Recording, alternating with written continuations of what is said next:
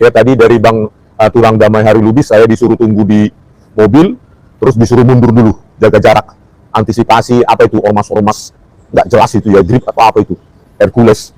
Apa loh hubungannya Hercules dengan Pak Joko Widodo? Harusnya kan yang mendatangi yang katanya alumninya itu, masa memangnya Hercules alumni UGM?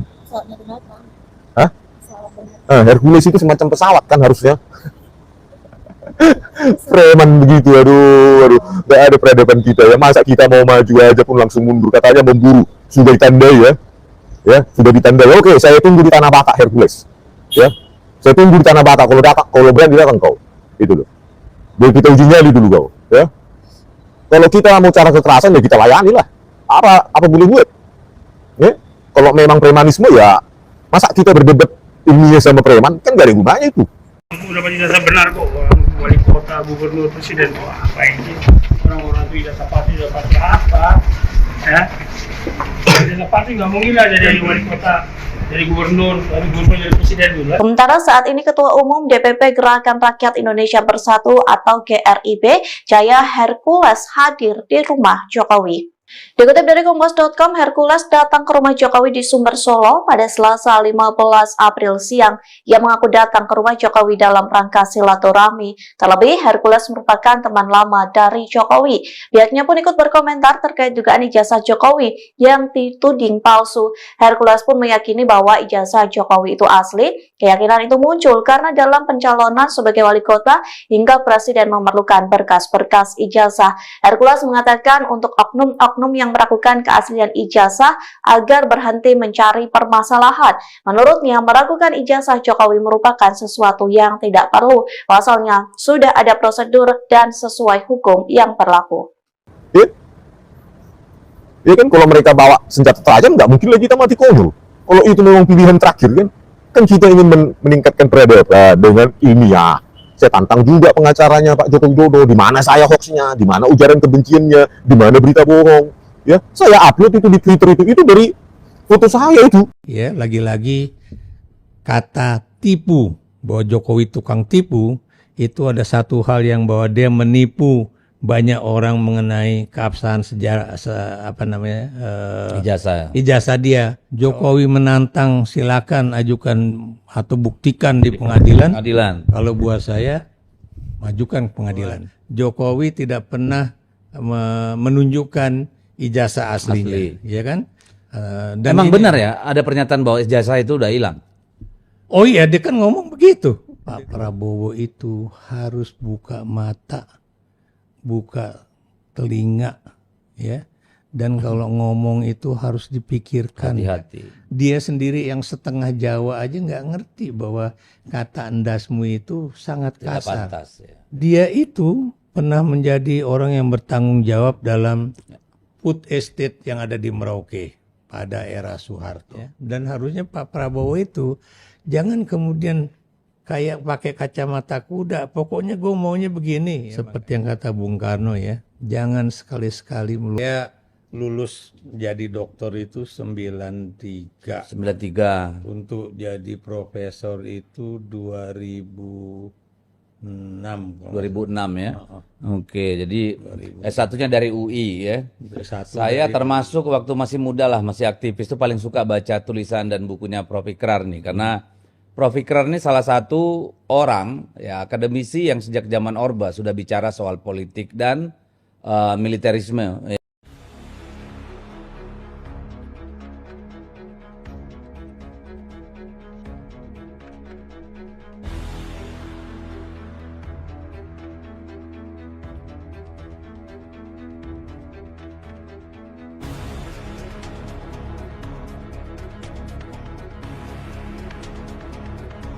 Realisasikan kebijakan-kebijakan itu. Jadi teman-teman semuanya, mari kita, ada yang marah, kebu kau gitu, ada yang marah. Masih ada 25 menit, saya kasih ruang 6 ini, untuk kalian yang kontra dengan saya, keroyok saya dan beradu argumentasi dengan saya, data-data Jokowi terbaik atau terburuk, mari kita main diskusi yuk. 6 kota ini saya buat kalian semua. Saya orang yang konsisten dengan apa yang saya ucapkan, silakan naik dan silakan Kalian yang merasa mengatakan itu, kalau kalian memang cerdas, kalian melawan bahwa pemilih Jokowi rata-rata adalah berpendidikan rendah, kalian pasti akan marah. Dan kalian akan menunjukkan bahwa klaim saya, tuduhan saya ini salah. Silakan tunjukkan 6 orang sekaligus. Kita satu persatu akan saya kasih ruang dan waktu untuk berbicara. Silakan. Silakan. Ada 25 menit waktu untuk kalian. Jika kalian mengatakan apa yang saya ucapkan itu adalah fitnah, maka kalian naik, mari kita diskusi tentang Jokowi.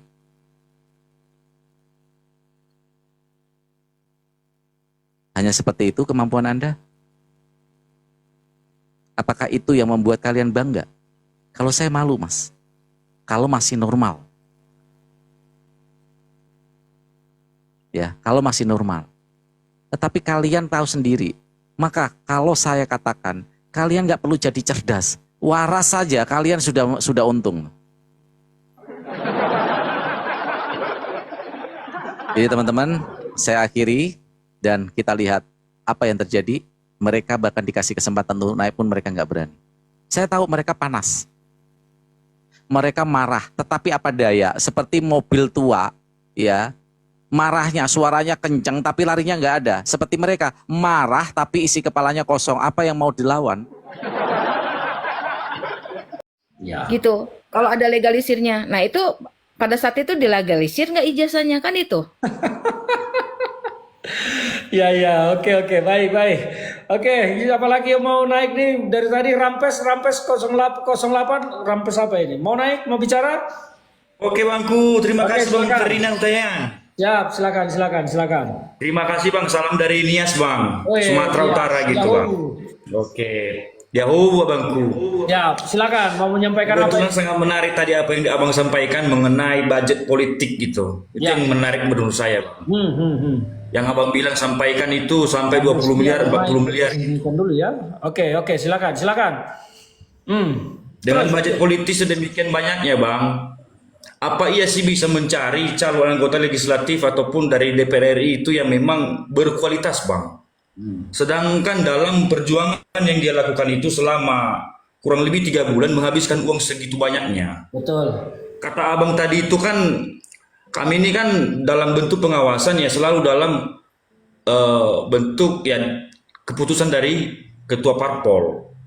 Ya bagaimana ya kami bisa percaya kepada DPR RI ini Bang, DPR RI ini ketika dia diberi amanat oleh rakyat dalam mengambil suatu sikap gitu secara tegas.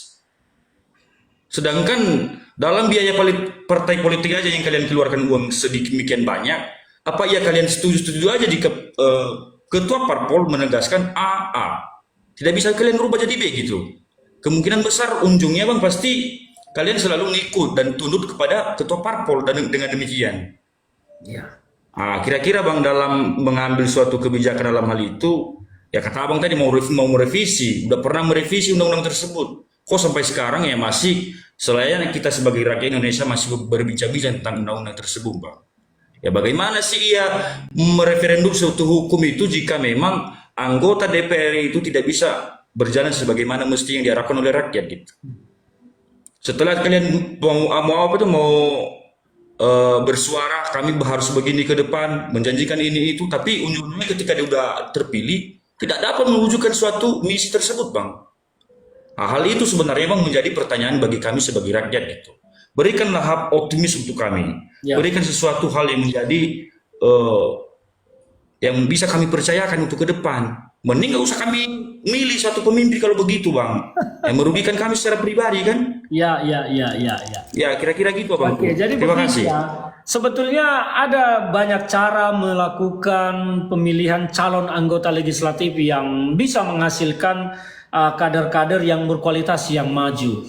Persoalannya sekarang masyarakat kita juga sudah masuk menjadi masyarakat yang juga banyak yang takut masuk partai politik.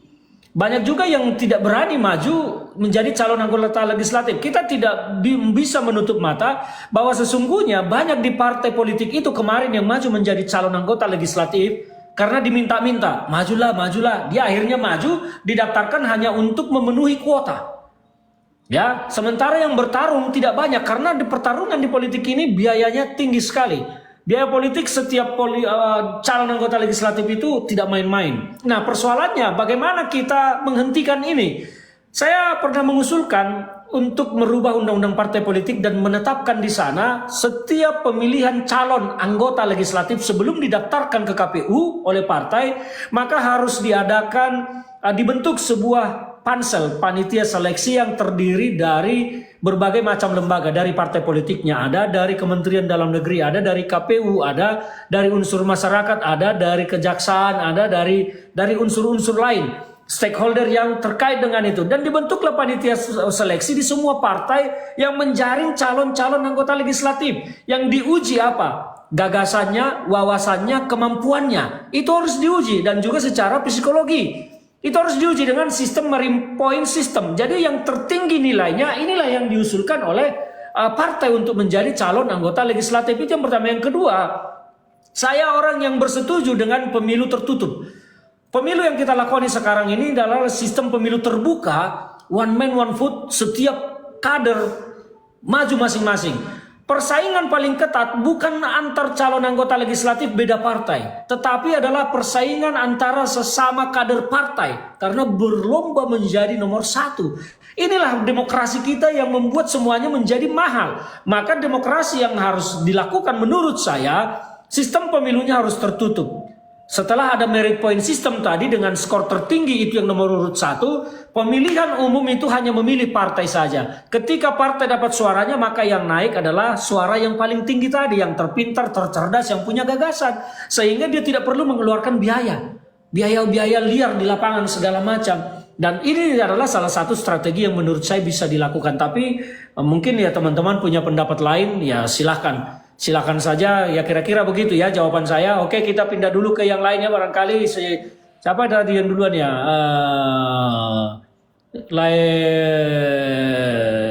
John Manik atau Johannes? Johannes tuh Bang yang duluan. Johannes, silakan Johannes, silakan. Selamat malam Bang.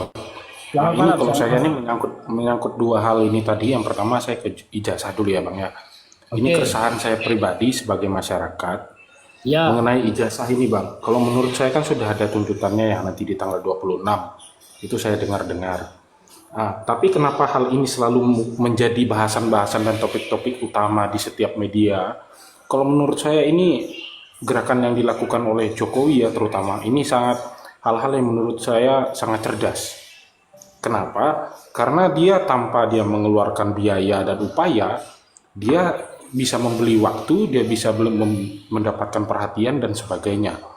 Belum lagi kalau menurut saya usaha-usaha yang dilakukan oleh para penggugat ini merupakan usaha-usaha yang menurut saya usaha yang gagal dan bodoh. Kenapa begitu? Ini tanpa saya mengecilkan pihak-pihak lain, karena menurut saya usaha yang mereka lakukan untuk mematikan karakter seorang Jokowi ini malahan dikonterbalik dan dimanfaatkan oleh Jokowi itu sendiri dengan tidak ingin menampilkannya di media dan sebagainya, menjadi bahan buzzer untuk Jokowi itu sendiri. Kalau menurut saya itu hal pertama yang akan saya katakan malam ini. Berikut mengenai RUU perampasan aset dan sebagainya, kalau menurut saya, apalagi abang tadi bilang untuk pemilu tertutup, saya setuju dengan hal tersebut. Apalagi mengenai anggaran yang dikeluarkan oleh para DPR untuk menjalani suatu pemilihan itu sangat terlalu besar kalau menurut saya. Sangat manusiawi jika mereka melakukan hal-hal di luar tugasnya untuk mendapatkan profit balik ke mereka. Kalau menurut saya apa yang dikatakan abang ini tadi ya cukup masuk akal dan baik kalau menurut saya. Mungkin segitu saja Bang. Baik, terima kasih. Ya, saya menyampaikan kemarin kalau mungkin menonton di YouTube ya, Akbar Faisal Sensor, saya sudah menyampaikan seperti itu dari kemarin bahwa situasi ini sekarang Jokowi hebat ya, mengambil keuntungan politik dari apa yang mendera dirinya.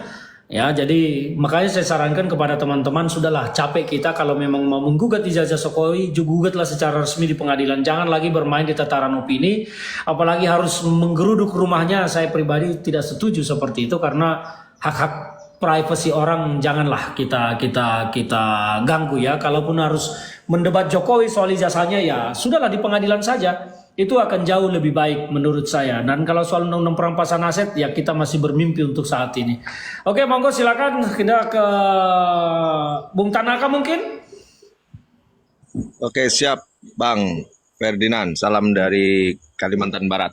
Woi, Kalbar, silakan Bung Tanaka. Jadi begini Bang, saya melihat pemilu legislatif yang kemarin, ini kan kita bicara DPR ya, perwakilan rakyat yang memang menjadi topik utama terutama di Kalimantan Barat. Saya menyikapi tadi terkait pemilu secara tertutup.